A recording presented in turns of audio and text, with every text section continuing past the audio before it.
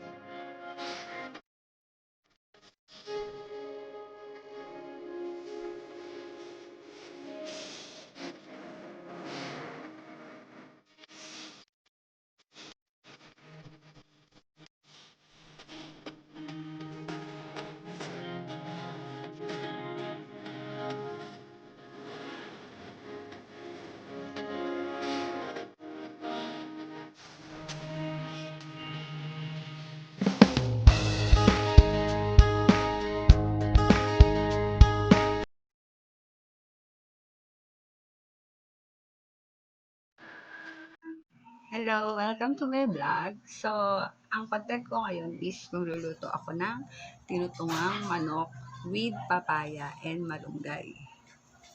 So, samahan niyo ako para makita niyo kung paano ko niluluto tong specialty ko na to.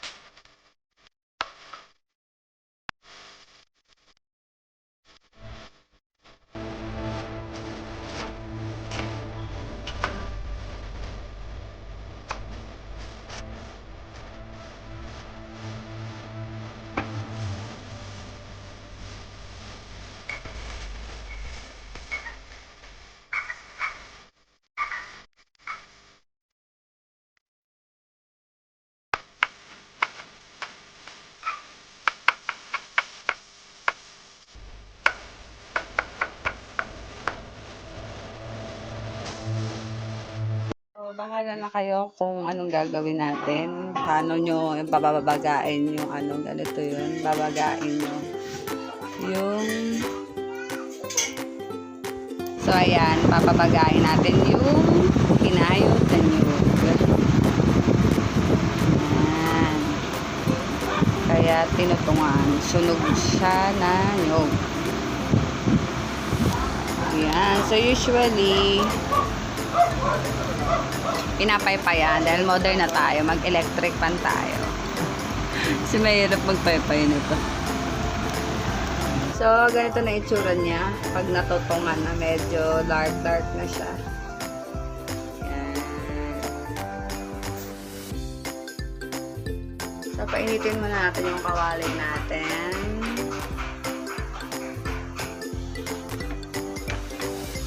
Lagay tayo ng konting mantika kasi mamantika na yung manok. Ganyan lang.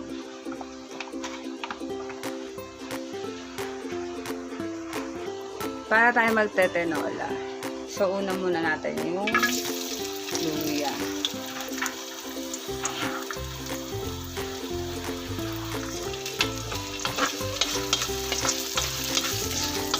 Sangkutsahin lang natin yung luya.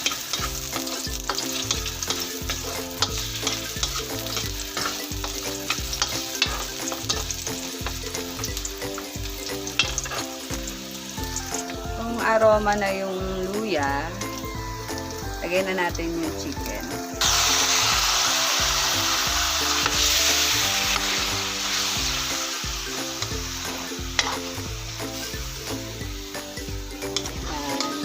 Sangkutsay natin yung chicken.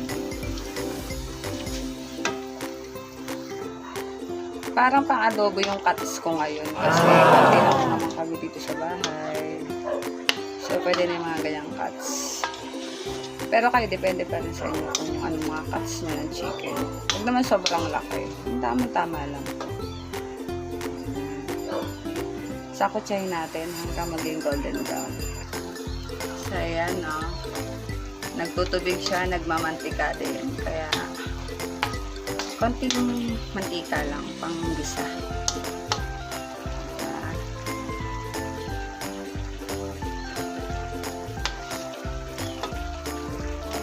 Golden brown na siya.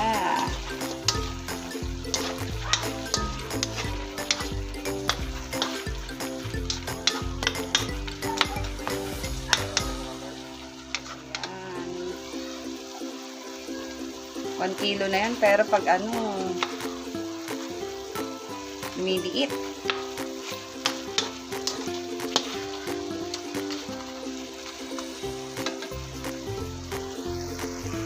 So, pag ganyan nag-golden brown na siya, isama na natin. Ako kasi, ginigisa ko na rin yung papaya. Kasi, pag sinama na, pakuluan natin sa may gata, hindi na siya, mahilig kasi ako sa half cook.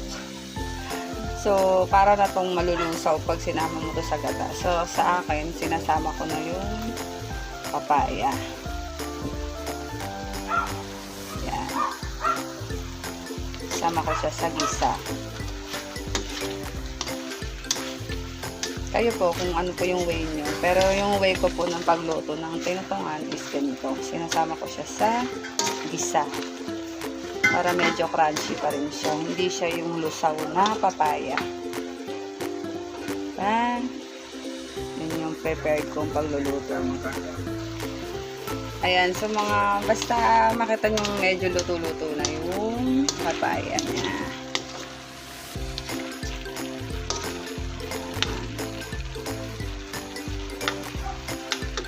Nilagay na rin yung bawang.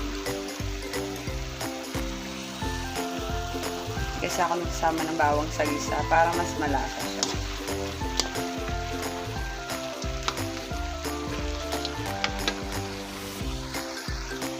Yan, kung kita nyo medyo malambot-lambot na yung papaya natin, lagyan na natin ng gata. Yung tinutungang gata. Lagyan na natin. Tapos, pakuluan natin for 5 minutes lang po.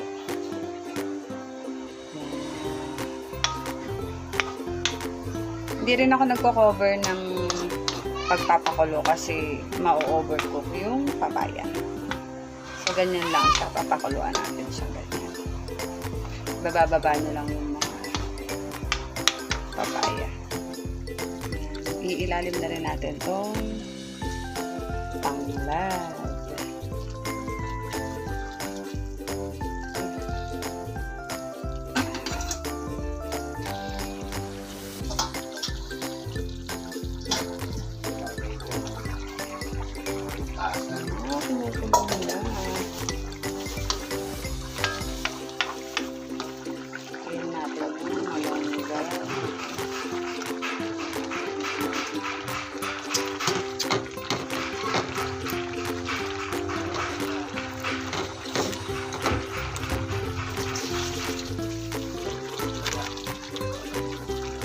Tapos, pepper to taste. Pepper.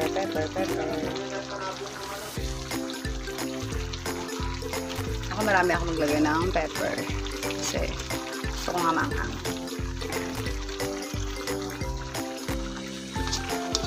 Lagay na natin yung bonggang-bongga nating sili. Yan, depende rin sa inyo kung gaano kadami yung sili mo ilalagay. Yan, ang last ko nilalagay is sibuyas. Ayan na, maluluto na yung ating tinutungan. Gusto po natin lutuin yung tinutungang manok natin. So, ito na po yung finished product natin. Maanghang. Wow! Ito yung maanghang kong version.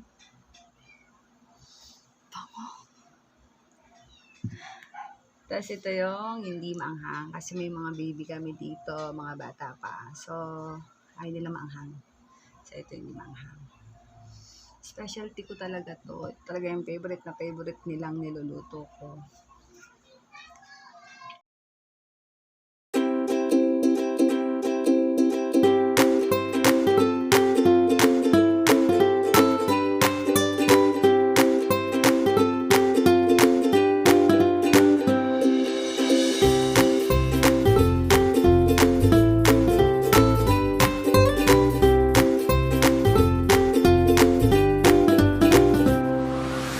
Thank you for watching.